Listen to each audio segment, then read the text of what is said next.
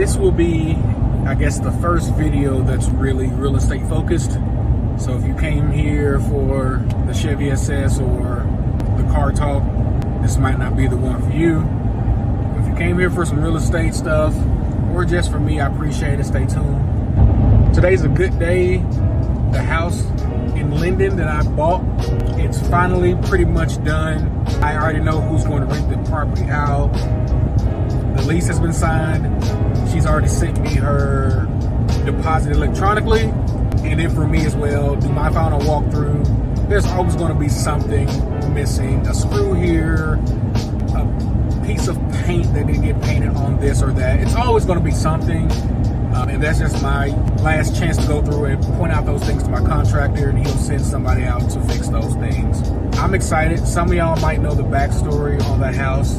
The house belonged to my mom and my dad's neighbor. It's the house that's directly behind their house. She was moved out to a nursing facility, and then she eventually passed on. She had 2 sons, and those sons just wanted to sell the house. It needed work.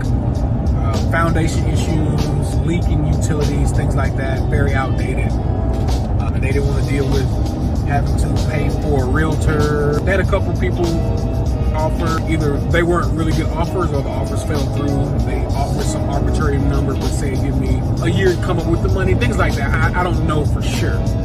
But they were initially talking in the realm of $60,000. I went and looked at the property, assessed what kind of work it needed. Came out again the second time with my contractor. I negotiated with them, and I don't try to negotiate to steal a house. I don't try to steal it and rip people off and things like that. I negotiate based on market value. With that being said, I offer $40,000. Of course, oh no, we can't do that. The cost of repairing that foundation, which in some rooms and some areas it was just gone. Like my big old self, I jumped up and down, I'd have went through the floor. We needed to redo the entire foundation because it was an older home instead of just patchwork on a piece of the foundation. And that was very costly. They knew it had a current gas leak and made them aware of that. We settled at $50,000 for the house. But first, and this has nothing to do with that house, I have to go to Shreveport. If you watched one of my YouTube shorts, or a couple of them, I talked about this house. Finally closed on it last week, and I put that in a YouTube short. All right, guys, we're here. Finally made it. We're done. This is the house I bought in Linden, Texas. And I'm having to scream as loud as I can because right across from a major highway here in town, we did a full interior remodel. The outside, the siding was pretty good. The door paint is pretty good. We're gonna do a pressure wash on the outside. That's about it, but the interior needed a full remodel. And this is the video, kind of the before and after product that I want to show. Let's get inside, away from all this noise, so we can talk more about this.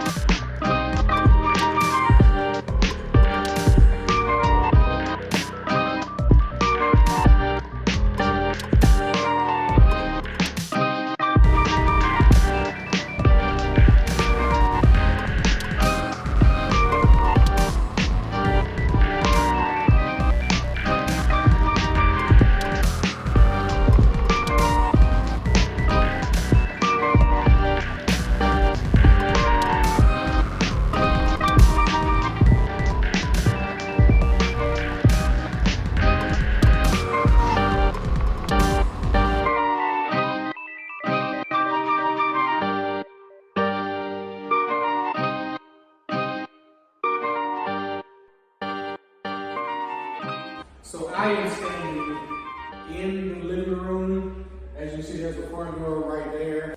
Pretty much cosmetic here. It was some old carpet and the old ugly colored walls and trim and some old ceiling fans and light fixtures. So we replaced the carpet with new wood floors. And one thing I always like to do with all my properties, almost everything the same, is do recessed or can lights. I think they give an added touch. So these are the recessed lights here. There's one in each corner in the living room. And right across from the living room is the dining room. We did a little chandelier. Nothing fancy again. Like I said, this is not a fix and flip. A lot of my properties aren't fix and flips or fix and holds. And I don't think in this market that someone would pass because of this chandelier not being the fancy glass ball type chandelier. Here we are in the kitchen, completely redone kitchen, sticking to my same strategy. I definitely know that redoing the kitchen can increase the amount of brick you can get.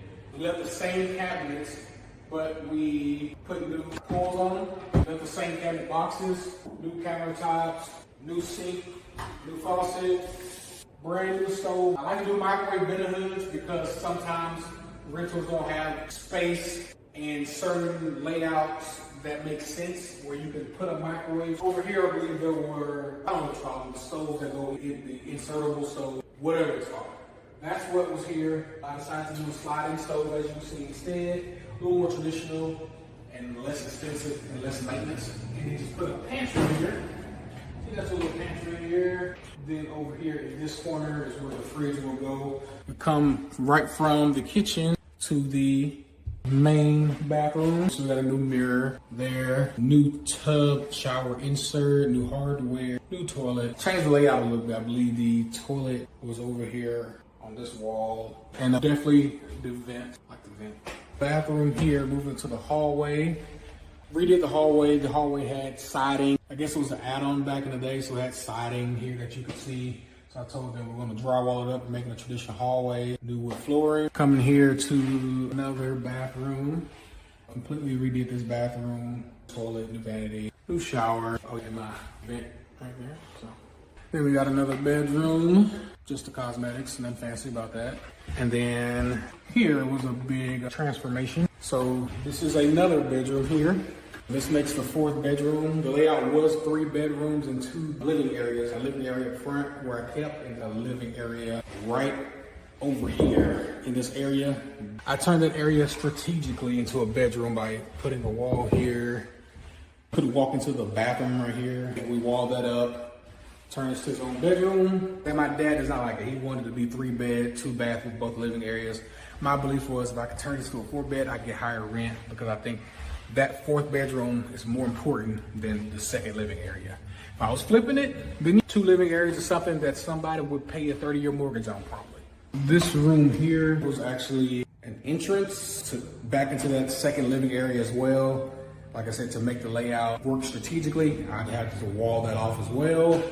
That way, this is a bedroom without weird access to other parts of the house. Or other people that are in the 2nd living area or somewhere else have access to a private bedroom. So things like that.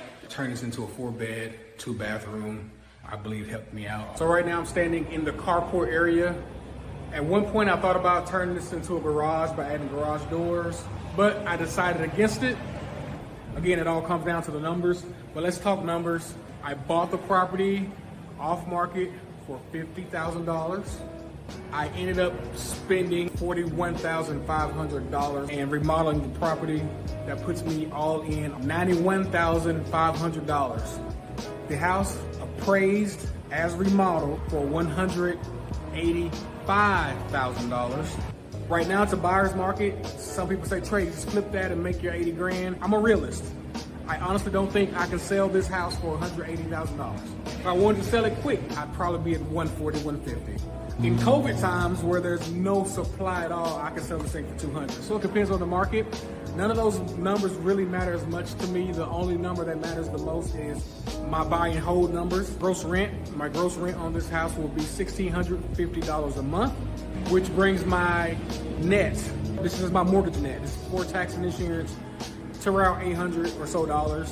And then what I call my triple net is your mortgage net, your taxes net, and your insurance net. So gross after the triple net should be around $500 and some odd dollars, which is really good because in a lot of markets, $200 is a win. $500 triple net times however many doors you want to have, there's your monthly income. Again, this one was more of a sentimental buy. I was a little scared the sellers were going to want to sell this house for close to 100, but we negotiated it, did everything right, and with this house being right behind my parents' house, that's my parents' house right there. My dad and my mom definitely enjoyed the process. They got to see me in action a little bit. This house is in the family now, so that's another reason why I don't want to sell it. This house is in the family. It's my house. It's in my business name. They have a copy of the key. It was a little bit of a sentimental buy.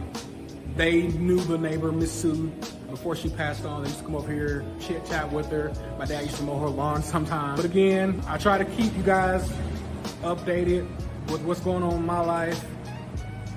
Check out my YouTube shorts. I try to upload shorts periodically, multiple times a week. I'm trying to give y'all full-length videos at least once a week. Check out my channel. Please comment, subscribe, ask me questions. I will respond to most of the questions if I see them. Sometimes I don't get the notification. So questions, tips, advice, whatever you want to ask me. But that's pretty much it. Appreciate y'all.